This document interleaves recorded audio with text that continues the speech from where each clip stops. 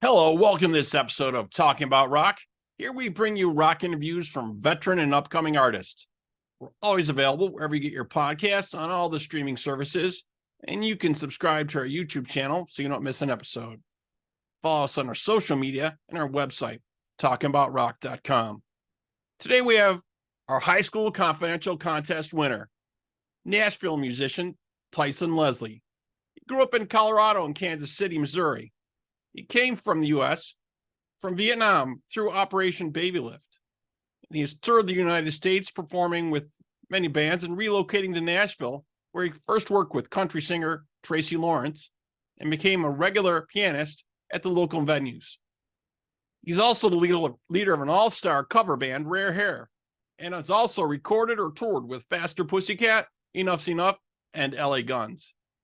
He is also the only male band member of an all-female rock band, VIXEN, and the first of the band's keyboardists to play on stage with them. He also recorded an original track, Burning Time, with Todd La Torre of Queensryche on vocals, Billy Sheehan on bass, and Roxy Petrucci from VIXEN on drums, and also Jimmy Bell on lead guitar. Next up, we speak with our high school confidential contest winner, Tyson Leslie, on Talking About Rock.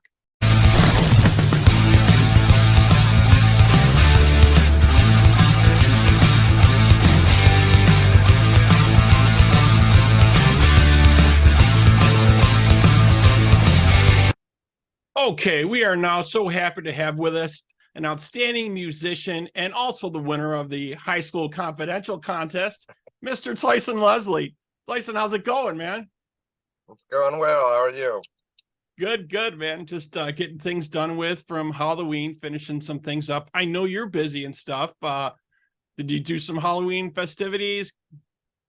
We did. Yeah, we just took the kids trick-or-treating and doing all the things. It was good. And then I had to go play at Kid Rock's bar in Nashville, where I always play on Mondays, Tuesdays, and Wednesday nights. So I know you're a busy guy out there, and for folks that don't know, you've played with a ton of different artists, from Faster Pussycat, Enuff Z'Enuff, LA Guns, and you were the first male member of VIXEN to actually be a keyboardist on stage with them. I was reading as well. yeah, right. Yeah, I still do that job. That's still my main gig. So And you got some other stuff coming up here too. You got another Rare Hair show that's happening you're putting together. You want to tell the folks a little bit about that? yeah, sure. We just did a show last Wednesday with and it was basically all of music from a band called the Marvelous Three, a band that really didn't hit too hard in the 90s.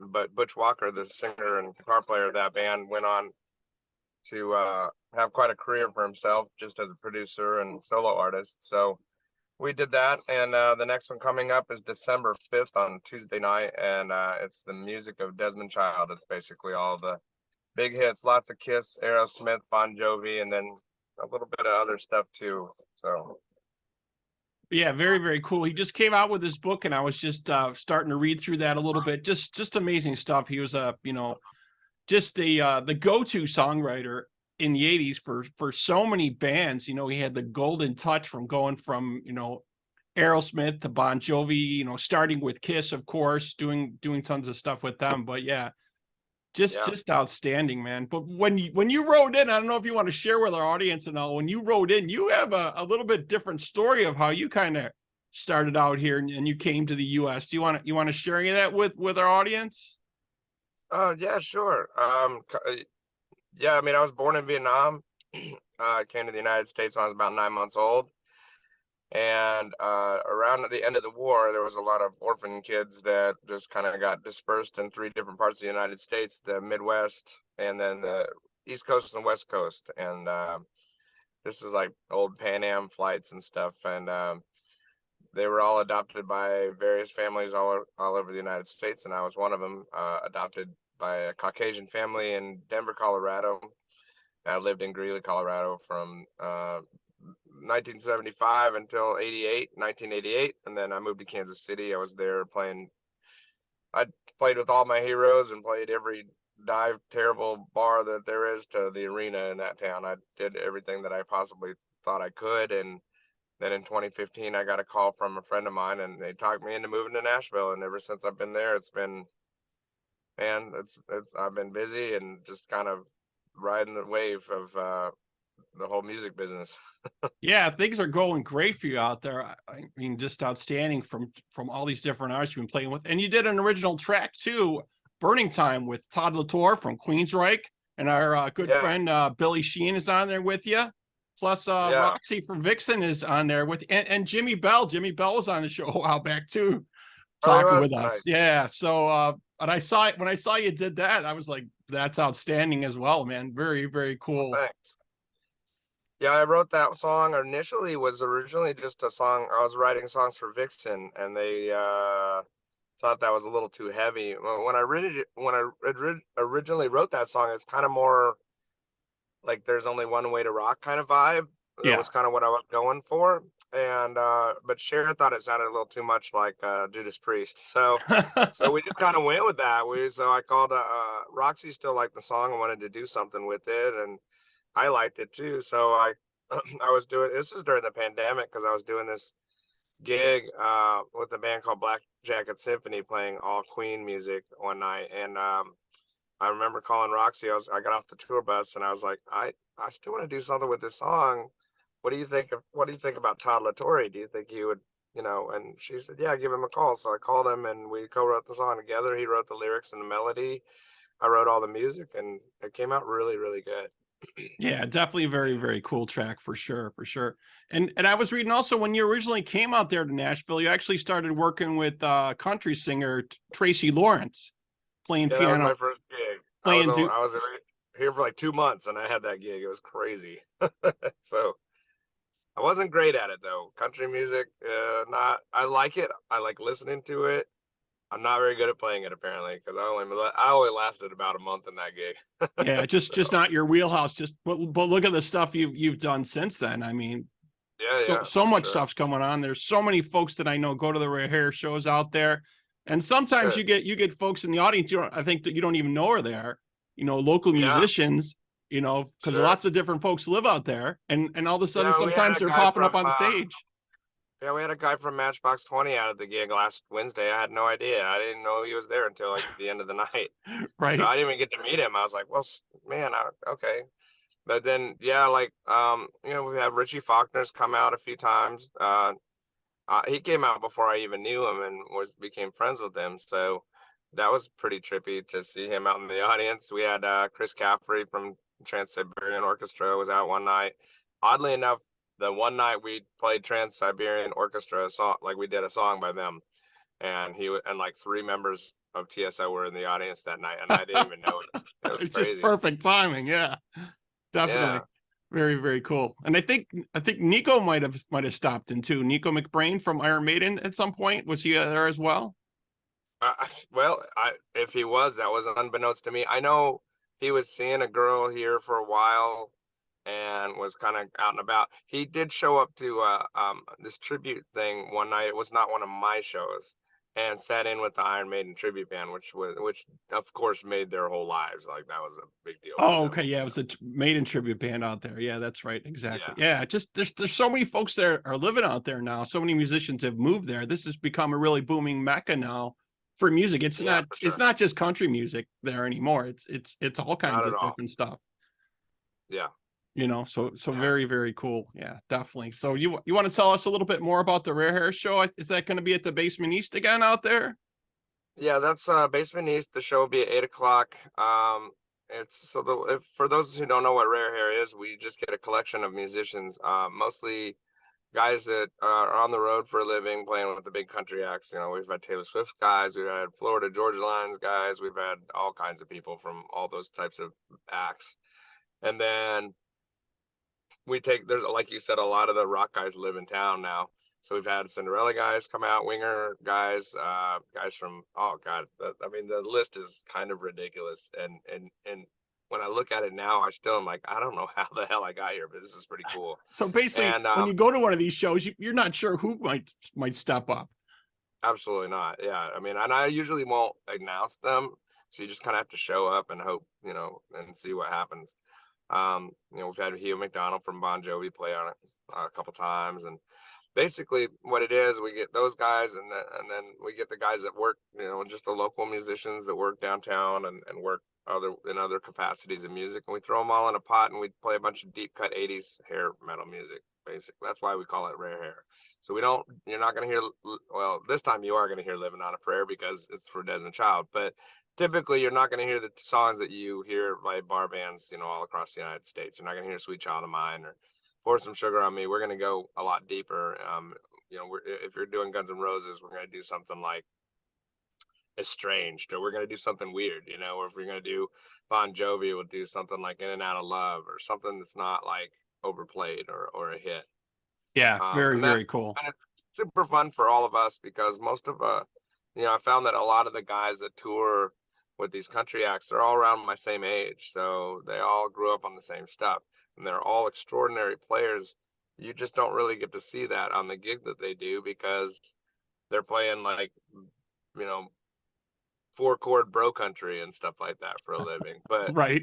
like all of them are really good players, and they can all just they're really, so when they do Rare Hair, they get excited because they get to kind of show off their guitar chops, or they can kind of show out a little bit and do stuff that they don't normally get to do.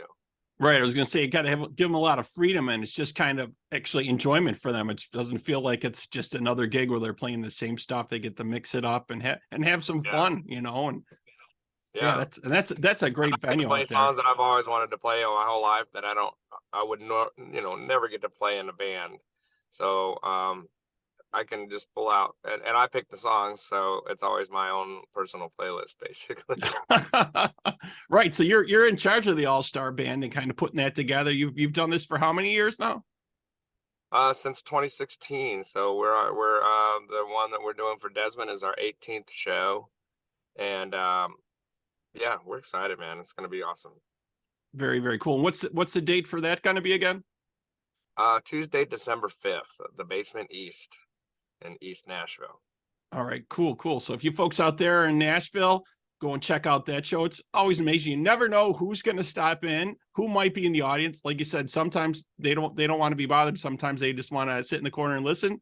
But sometimes they just want to pop up on stage and have fun with you guys, and all of a sudden, it's an unexpected jam session with you never know. Maybe whoever's in town, maybe if Billy Sheehan's in town or whoever. We had that happen a couple of years ago where the show is very organized. You have 120 to 150 different musicians that are all playing the show. Each song has a different lineup of people. But one night, I guess that was last year, maybe 2 years, I don't remember. But again, it always seems to fall on the time when TSO has a day off. So we had Dino and a couple other guys from TSO, Blas Elias, the old drummer from Slaughter. He came out, Right. and we're like, yeah, I'll make room for you. And then we're all backstage going, okay, what song should we do? And then I'm finding guitar players. Hey, do you know this song? Maybe, do you know this song? Hold on, let me listen to it real quick, and then we just decided to go out there and play it. So we did, I think we did Slide It In, and we did Slow and Easy by Whitesnake, because at the time Dino was doing the Whitesnake gig. He had just got it. And of course, unfortunately, that gig did not end up lasting. I mean, he only got to do a few gigs, and then it was game over, which I felt really bad for him about that. But if you know who that guy is, he's just one of the most talented guys on the planet right now. And young guy with a humongous voice, can play every instrument kind of like me, except better than me. And yeah, we have, so yeah, just like you said, we've got Lizzie Hale and Joe from Hailstorm just chilling in the audience. They've never done it. They've never actually performed yet, just because usually of timing and stuff like that. But yeah, it's fun. We did have RJ Hale from Hailstorm on the last gig, the Butch Walker one that we did last week, and that was awesome. He sang a couple songs. He didn't play drums at all. So sometimes you get to see stuff like that too, where you get to see them doing something they normally you don't see them do most of the time. Yeah, and probably it's also a venue where they can come and check out musicians. Maybe they're looking for somebody, they got something coming up. Sure. Maybe they're looking for a project, and they can watch you guys and see maybe who would fit in. So you don't even know, right? Yeah. If somebody's checking you out. Kind of part of the reason we do it is the networking, and gives people an opportunity to see each other when we don't normally see each other because we're gigging all the time. So Yeah, I always tell, especially new people in the town that are trying to put new bands together, I'm like, come to these shows. If you see somebody that really stands out to you, make sure you say hello, exchange information, and maybe you can get something out. We've had two bands for sure that were formed as a result of attending our shows, of people that, met each other at my gig. And I love that. So Yeah, that's pretty awesome. definitely the way to make connections and be meeting people. Like you're saying, when bands are gigging too, they don't have time to do that because a lot of people are playing, on the weekend. You're playing here, they're playing there, and you don't have time for that. So this is something that kind of brings folks together and gives them the opportunity to do that and showcase something maybe they wouldn't normally be playing and be able to do. Yeah. Very, very cool. Very cool.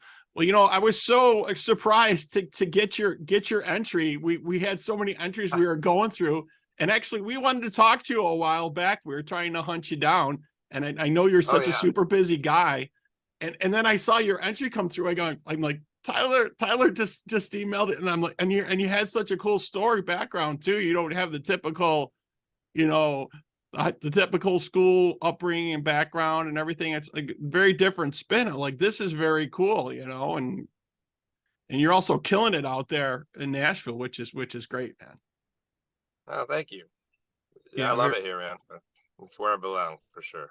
yeah, I definitely need to come out and visit and check out some of the places out there. And I'll definitely have to say hi when I get out there to do that. Hopefully I can make it to one of the Rare Hair shows that's happening out there. I definitely gotta check out and see some other folks that are out there. They do the big podcast thing from out there every year. So Right. I have Yep, I've done that every year. Yeah, so I need to go out there and check that out and see what's happening with that, and maybe hook up with Billy Sheehan out there and maybe chat with him a little bit. He's been wonderful with us and stopped in to do our show when he can. So very, very cool. Yep, very cool. So, man, thank you so much for taking time. I know it was a kind of a busy, crazy day for both of us. You got stuff you're doing and running around and with your kids and stuff. And I was going to ask you, so Halloween, what did your daughter dress up as for Halloween? She was a mermaid or technically it's called Mercat from a TV show on Netflix that she likes called Gabby's Dollhouse or something like that. Very cool. Well, we had to add that in there because this is, obviously High School Confidential. We want to hear about what's going on with school a little bit. So very cool, man. But if my son was Michael Myers, my 9-year-old decided he wanted to be a serial killer. I was like, okay, cool. Okay. Right. That's totally cool. Totally cool. Yeah. Excellent. Excellent. All right, folks, if you're in Nashville, go and check out the Rare Hair Show.